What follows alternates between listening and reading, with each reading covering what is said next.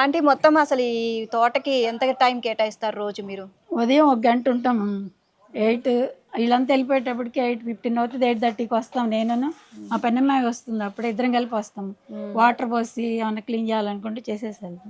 Evening మళ్ళీ 4 to 5, 5:30 దాకా ఉంటాము.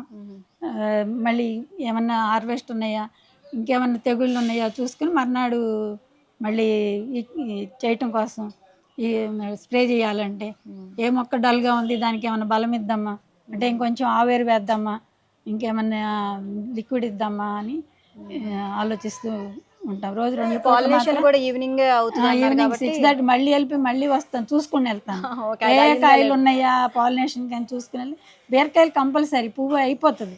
సొరకాయ అయితే మర్నాడు దాకా ఉంటుంది, కానీ బీరకాయ మాత్రం చేయకపోతే పోతుంది. నెక్స్ట్ మార్నింగ్ వేస్ట్ అయిపోతుంది. సో అవన్నీ గమనించి వెళ్తాం. ఈవినింగ్ కష్టం అనిపించలేదా మీకు? ఏమనిపించదు, వెళ్ళకపోతేనే ఏంటో హెల్త్గా ఉంటుంది. ఏంటో చేయలేదు ఇంకేంటో చేయలేదు అన్నట్టుగా అనిపిస్తుంది. మొక్కలంటే నా పిల్లలు ఎలా ఉన్నారో చూసుకోవాలనుకుంటూ వస్తారేమో. ఇప్పుడు ఊరు వెళ్తున్నాను ఈ రోజు, 3 days రాను. సజెషన్ ఇచ్చిపోతాను పనిమ్మాయికి, ఈ టైం నీళ్ళు పోయాలి, ఈ టైం ఎట్లా చేయాలి, ఈ కాయ కొయ్యాలి, అట్లా చెప్పేసి వెళ్తాను. చేస్తుంది. అక్కడి నుంచి కూడా ఫోన్ చేసి అడుగుతూ ఉంటాను. హార్వెస్ట్ కూడా చేసుకుని చక్కగా తీసుకెళ్తారా? ఇంట్లో చేస్తుంది, పనులు చేస్తుంది. వాళ్ళకేం టైం ఉండదు, వాళ్ళు వచ్చేటప్పుడు చీకటి పడిపోతుంది.